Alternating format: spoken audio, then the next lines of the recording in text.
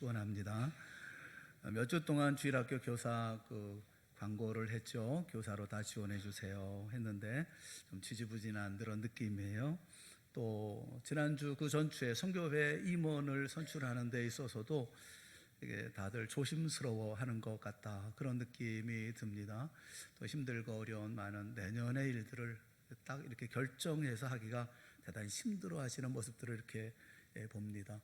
그런 모습을 보면서 우리는 참 어렵고 힘든 일들을 많이 이렇게 마음에 담고 있구나 하는 생각도 들고 측은한 마음도 없지 않습니다. 우리는 자주 우리의 힘이나 능력으로 해결할 수 없는 그런 상황이나 환경 또는 사건들을 맞닥뜨리게 되어집니다. 여러분, 그럴 때는 어떻게 하십니까? 두 가지 극단적인 반응이 있겠다는 생각이 들어요. 어려운 일을 만날 때 거의 불가능하다, 여겨지는 그런 일을 만나면 두 가지 반응이 있을 수 있는데, 하나는 불가능은 없다, 이런 개척정신이 투철한 그런 마음을 가지고 적극적인 사고방식을 가진 그런 경우죠. 문제 앞에 도전을 합니다. 이런 삶의 자세는 정말 필요합니다. 부딪혀 나아갈 수 있는 그런 마음을 갖는 거 중요합니다. 그런데 그럼에도 실제로 인생에 불가능한 일은 존재합니다. 예컨대 죽음의 문제, 아무리 과학이 발달해도 죽음을 해결할 수는 없죠. 또 죽음을 가져왔던 원인인 이 죄의 문제를 해결할 수도 없고 개선할 수도 없습니다. 또 죄에서 파생된 질병의 문제, 병이 없는 사회, 병이 없는 환경, 이런 환경은 존재할 수가 없죠. 불가능이 없다라고 신념을 가지고 다시 뜨거운 마음으로 도전하듯 일어났지만, 그러나 극복하지 못할 마지막 이 불가능 앞에서 사람들은 늘 주저앉을 수밖에 없는 참담함이 우리들의 입장이죠. 그런가 하면 또 하나의 극단적인 반응이 있습니다. 그것은 포기하는 겁니다. 좌절하고 포기하는 경우예요. 자신의 한계를 낮춰버리고 역경 앞에서 뭘 시도하기 전에 먼저 쉽게 포기해버리고 마는 경우죠. 한 심리학자가 실험을 했다고 그래요. 이 벼룩을 가지고 실험을 했는데, 벼룩이 얼마나 높이 뛸 수 있나 실험을 했는데, 벼룩이 보통 20cm를 뛴답니다. 대부분 다 20cm는 뛰는데 어떤 녀석은 또 30cm를 무려 뛸 수 있는 그런 벼룩도 있다고 그래요. 그런데 이런 벼룩을 모아놓고 그 위에 유리컵을 덮어놨습니다.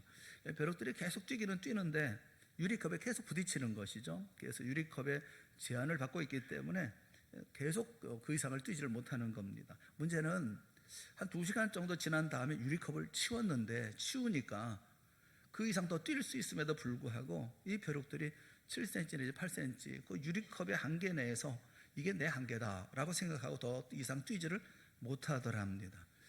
내 한계를 스스로 결정해서 안 되는 몇 가지 일들을 통해서 자신의 삶의 한계를 정해버리고 못해, 안 돼, 할 수 없어 포기하는 사람들이 있다는 것이죠.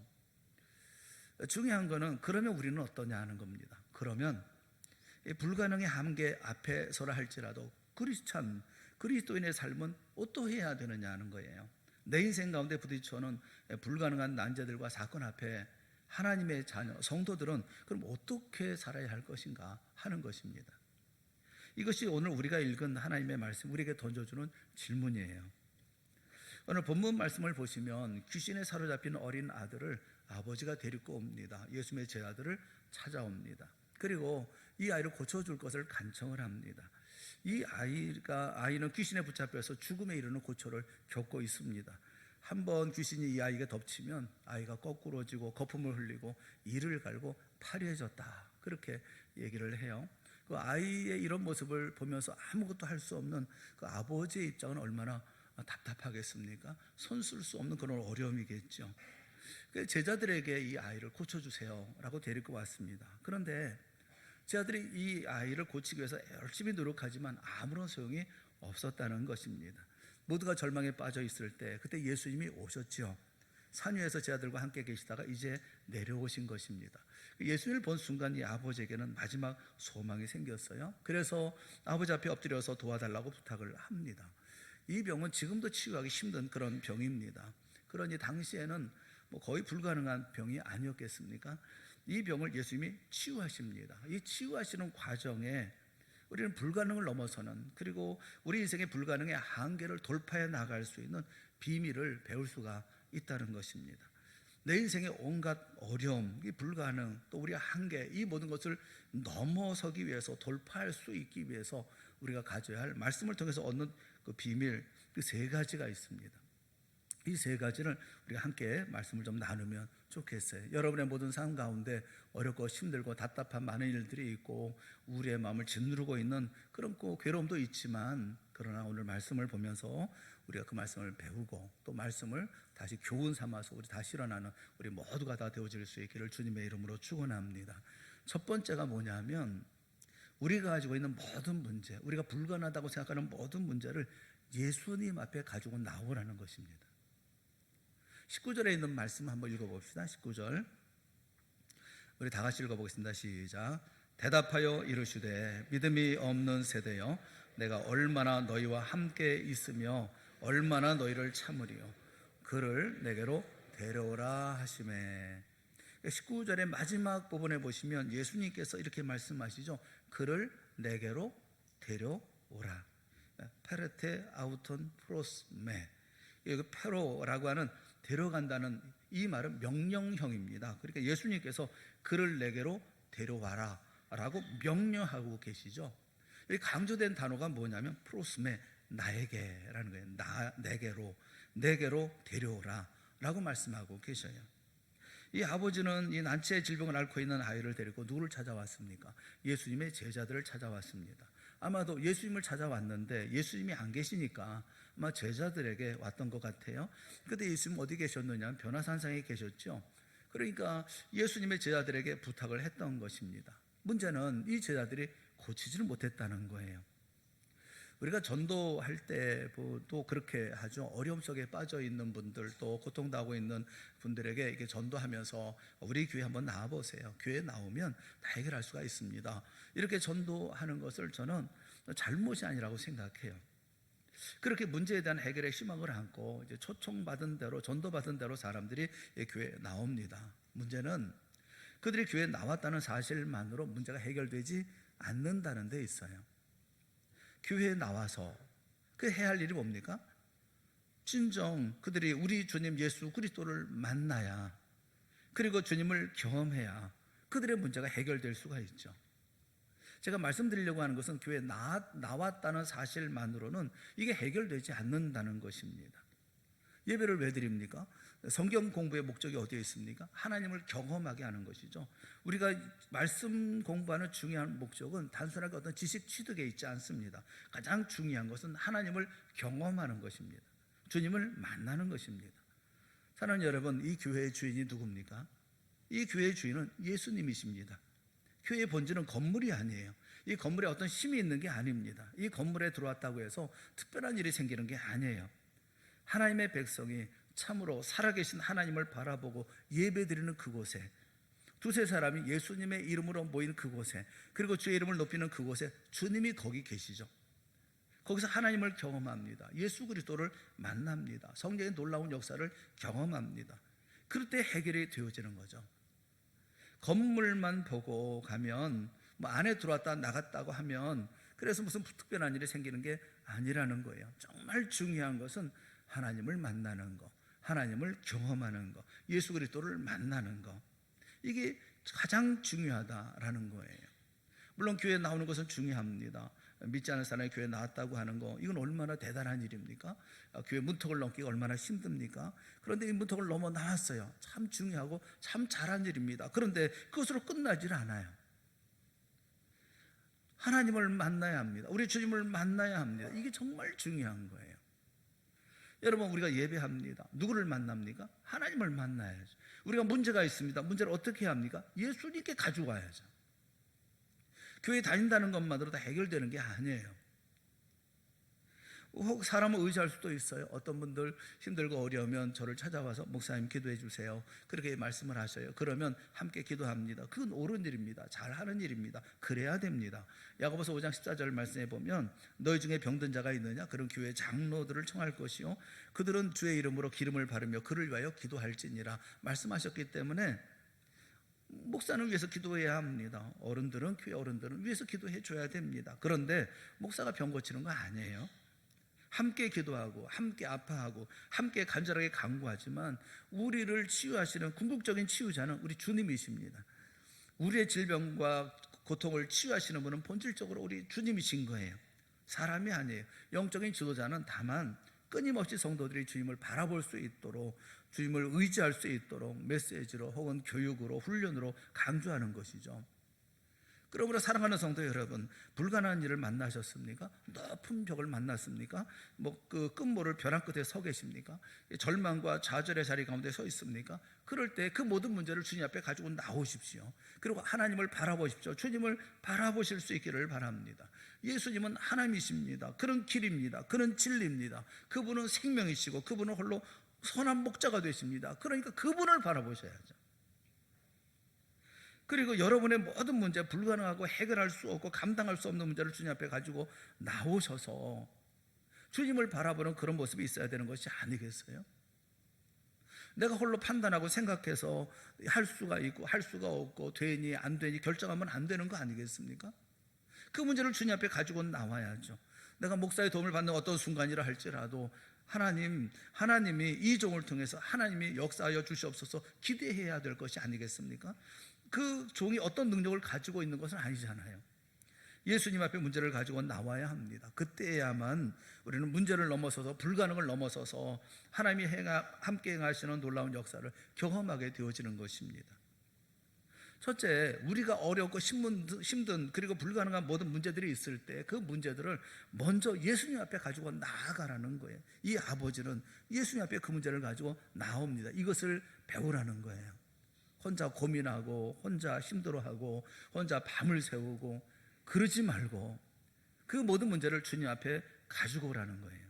주님을 바라보라는 거예요. 두 번째는 우리가 가져온 그 문제를 주님 앞에 내어놓고 그 다음에 주님을 신뢰하라는 겁니다. 믿으라는 거예요.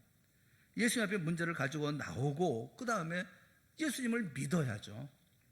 정말 예수님께서 이 문제를 해결할 수 있다고 하는 사실을 믿어야죠. 예수님이 나를 고칠 수 있다고 하는 사실을 믿어야죠.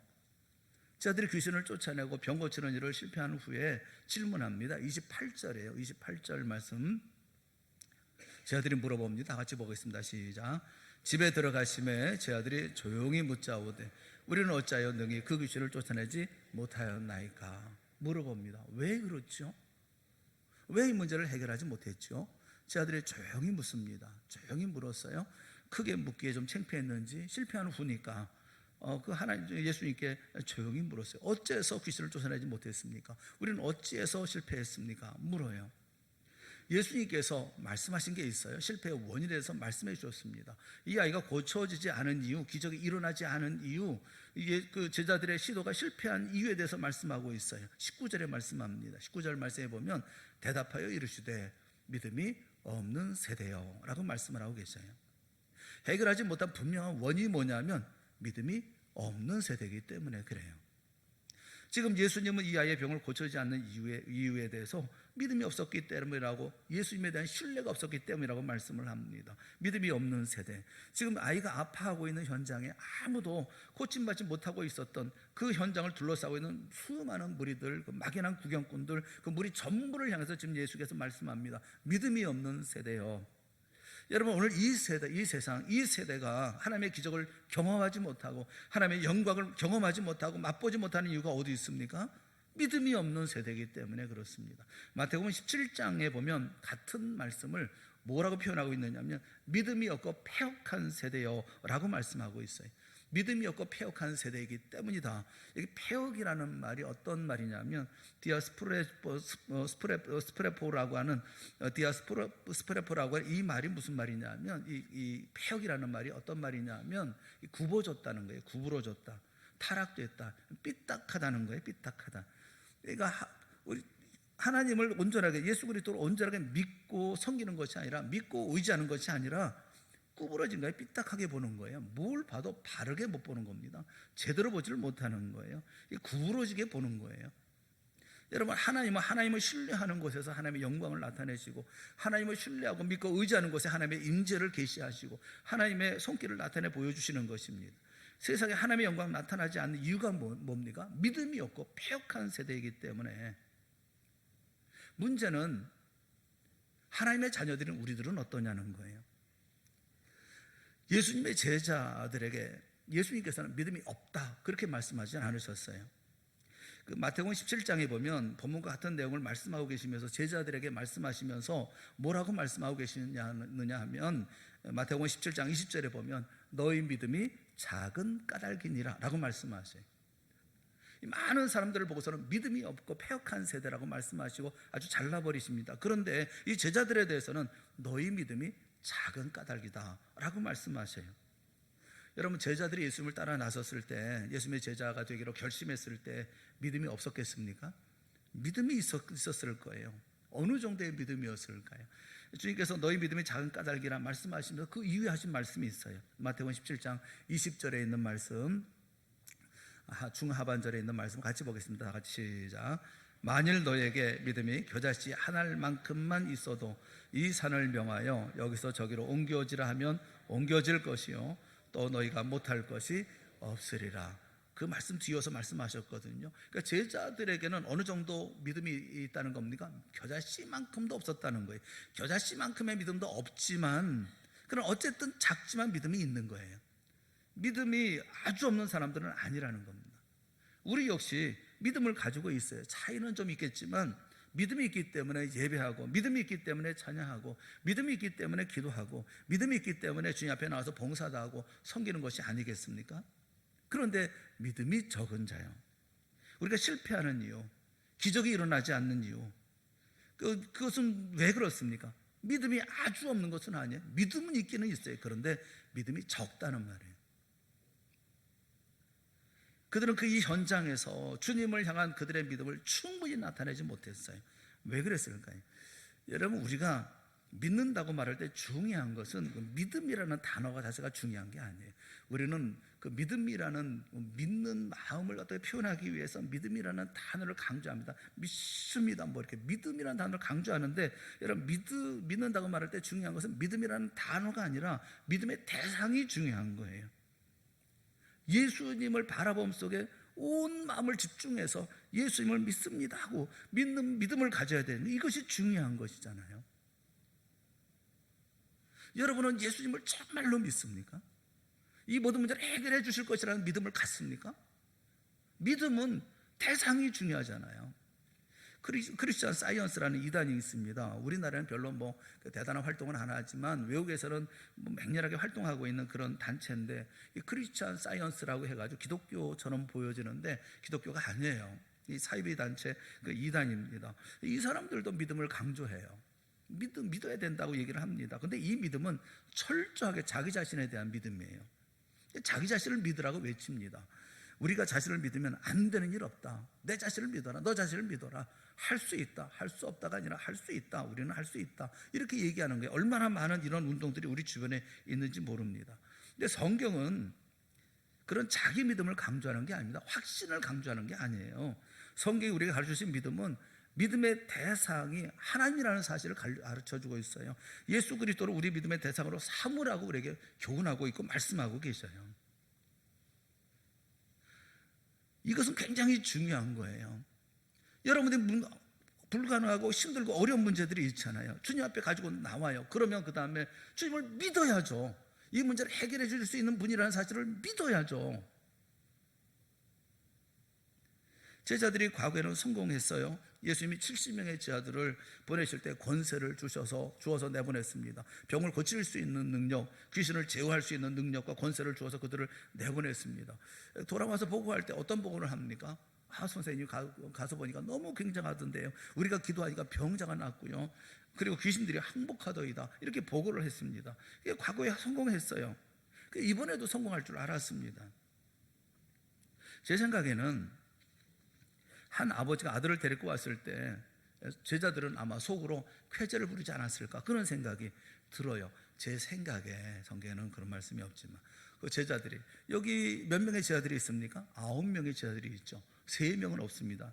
3명, 베드로와 야고보와 요한은 없어요. 이들은 어디 있습니까? 예수님을 따라서 변화산에 올라갔어요. 9명의 제자들만 남아있는데 이렇게 데리고 온 거예요. 그러니까 한편으로는 이건 기회다, 이렇게 생각하지 않았겠습니까?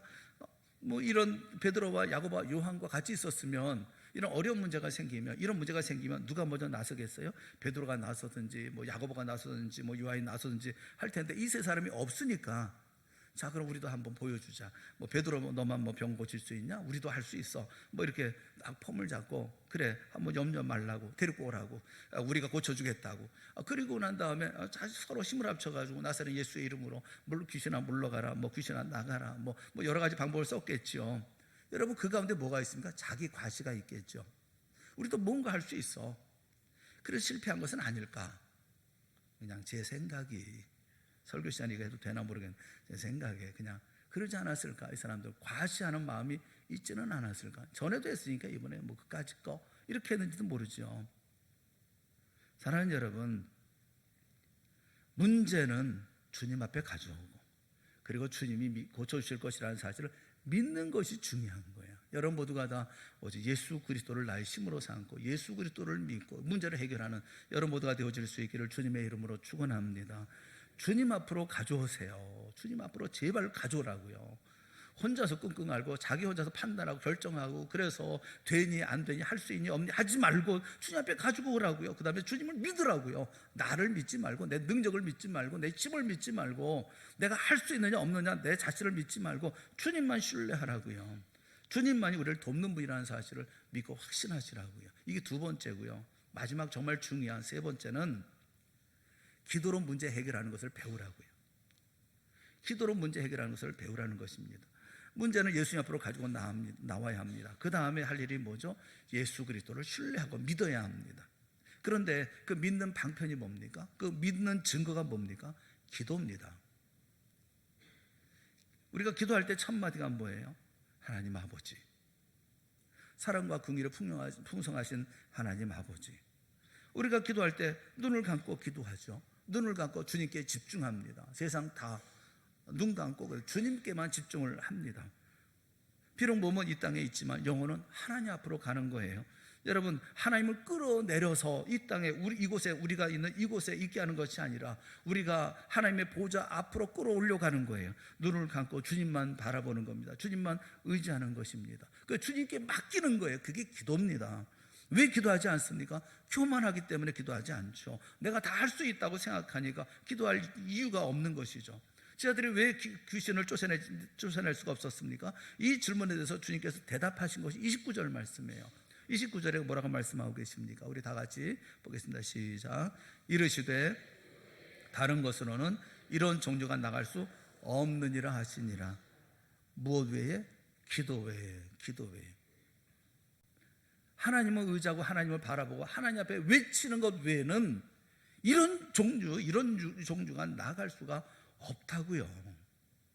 같은 사건을 기록한 마태복음에 뭐라고 말씀하고 계시느냐 하면 마태복음 17장 21절에 같은 말씀을 쓰고 있는데, 마태복음 17장 21절을 찾아보면 괄호 열고 없음 그렇게 돼 있어요. 괄호 열고 없음, 말씀이 없어요.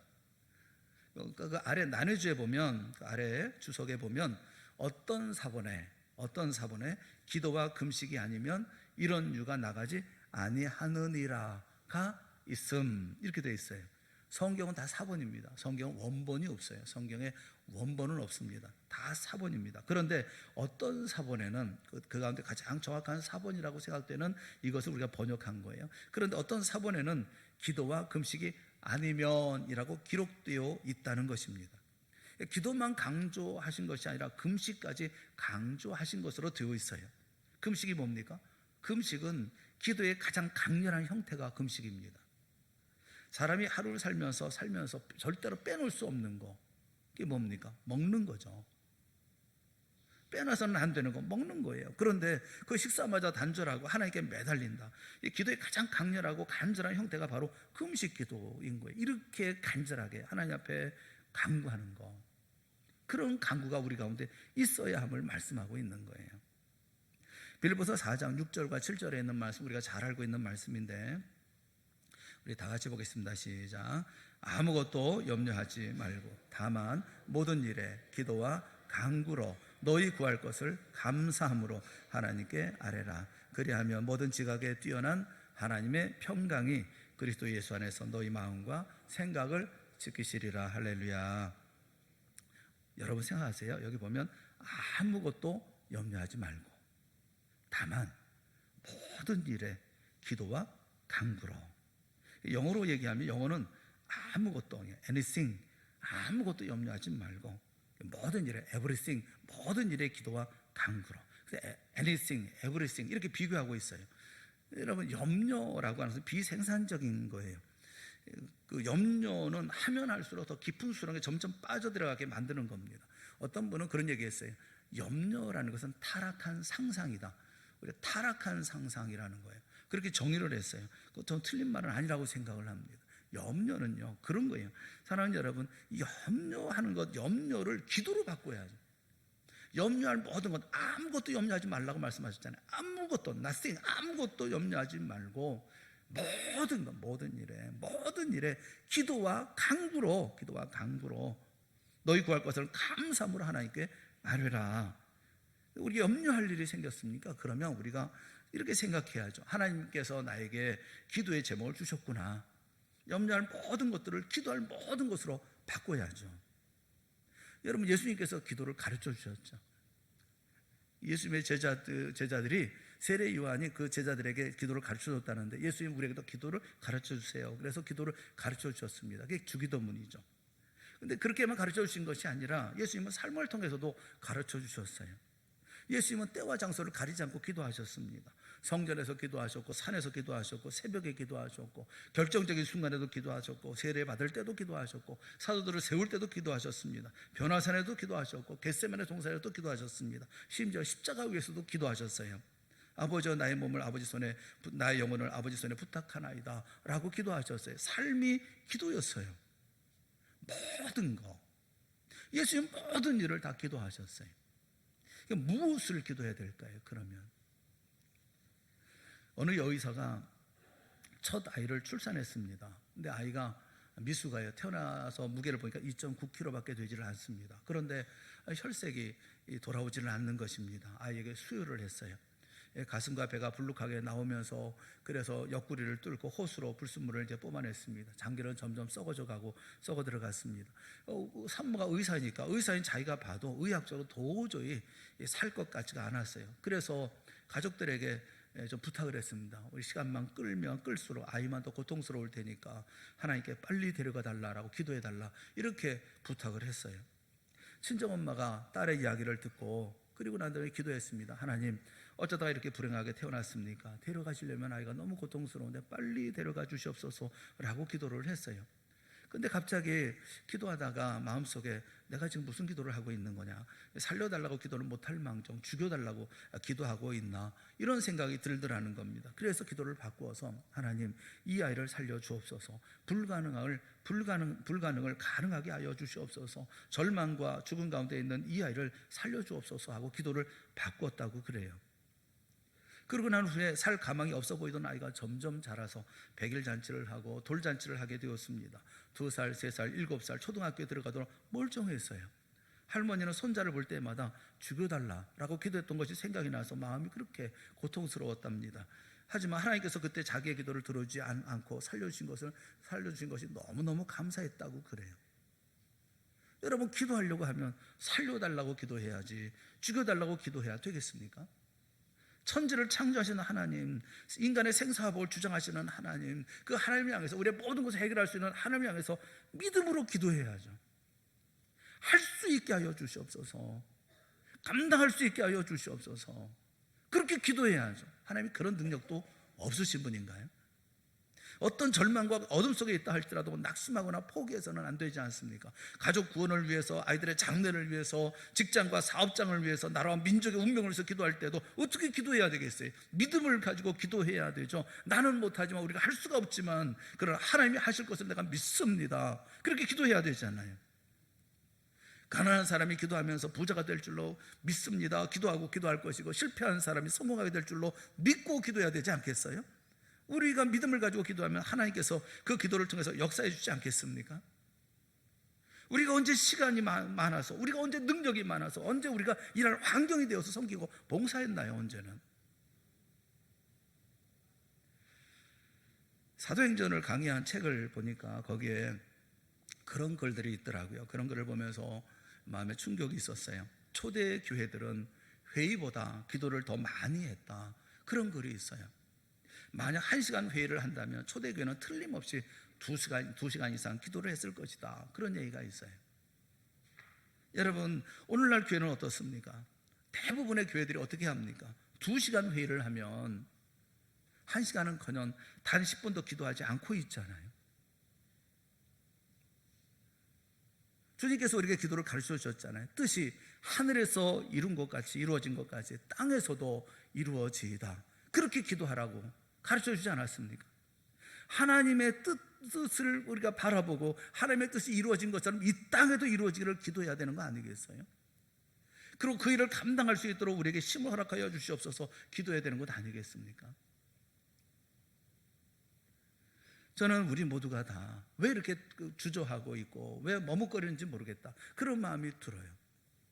내게 일을 맡기시면 아멘, 그리고 할렐루야 찬송하면서 주여 이 일을 감당할 수 있는 힘을 주시옵소서 하고 감당해야 할 일이지, 나는 못합니다, 안 됩니다, 할 수 없습니다 하는 것이 이게 믿음이냐고요. 언제는 우리가 할 수 있어서 했다는 말입니까? 그렇지 않잖아요. 나는 성교회들마다 아직 임원이 정해지지 않았다는 것을 보면서 좀 가슴이 아파요. 왜들 그러고 있어요? 기도하면서 누군가 한 사람 했으면 좋겠다 그러면 하나님께서 내게 은혜를 베풀어 주시면 내가 감당할 수 있습니다 하고 감당해야지. 구역장도 마찬가지고 모든 교사도 마찬가지고 다 해야 되는 것이 아닐까? 왜 그렇게 조심스러울까? 왜 우리는 일을 감당하지 못할까? 왜 우리는 내년에 대해서 내 미래에 대해서 이렇게 걱정이 많을까? 우리를 어째 걱정하면서 우리가 살아와서 이 길을 걸어왔나? 믿음의 삶이라는 것은 우리가 언제나 어떤 자리에 있든지 우리가 그 모든 문제를 주님 앞에 가져가고 또 주님을 바라보고 주님께서 믿고 해결해 주실 줄로 믿는 마음을 가지고 주님을 바라보고 우리가 간절한 마음으로 기도할 때 주님께서 그 길을 열어주셔서 오늘 우리가 이 자리 가운데 있었던 것이 아닙니까? 오늘 우리의 삶을 살아가게 되어졌던 것이 아니겠습니까? 2019년 그렇게 살았고 2020년 그렇게 살지 않겠어요? 매일매일 내리는 양식으로 우리가 삶을 살지 않겠습니까? 동산의 모든 사역자들이 금년 한 해 잘 마무리할 수 있도록 간절함으로 기도하고 또 엎드려야 될 줄로 믿습니다. 그리고 2020년 시작하는 새해의 사역을 위해서 세워질 모든 사역자들도 저와 더불어 함께 기도하며 엎드려야 할 줄로 믿어요. 그때 하늘문이 열릴 것입니다. 하나님의 영광이 부어질 것입니다. 주님이 우리와 함께 할 것이고 세상을 바꾸는 위대한 능력을 보게 되어질 거예요. 주님을 믿으세요. 그리고 주님과 함께 하세요. 여러분의 모든 삶 가운데 주님께서 역사하시는 놀라운 역사를 경험하는 우리 모두가 될 수 있기를 바라요. 불가능해 보이는 문제, 우리 모두의 가슴 속에 다 무거운 짐처럼 얹혀져 있는 이런 무거운 짐들이 있지만 그 모든 문제들을 주님 앞에 가지고 나오세요. 그리고 오직 주님만 믿고 신뢰하십시오. 의지하십시오. 그리고 간절함으로 기도하십시오. 그럴 때 우리 앞에 불가능이 무너지고 해결되는 놀라운 역사가 이루어질 줄로 믿습니다. 이 역사가 바로 우리 모두의 역사가 되어질 수 있기를 주님의 이름으로 축원합니다.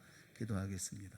사랑의 하나님 아버지, 우리에게 믿음을 허락하여 주시옵소서. 고개를 들어서 내가 아니라 주님 바라보게 하여 주시옵시고 주님께서 우리에게 보여주시는 세상의 삶을 살아가는 우리 모두가 되게 하여 주시옵소서. 작은 일이라 할지라도 내게 맡기시면 감사함으로 감당하게 하시고 생명 걸고 감당하게 하시고 죽도록 충성하며 감당하는 우리가 되게 하여 주시옵소서. 길을 열어주시는 분은 우리 주님이신 줄을 믿습니다. 이 모든 일을 감당하며 하루의 삶을 살게 하시고 한 주간의 삶을 살게 하시며 한 달의 삶을 그리고 1년의 삶을 우리 평생의 삶을 살아가는 우리 모두가 다 되게 하여 주시옵소서. 예수님의 이름으로 간절히 기도드리옵나이다. 아멘.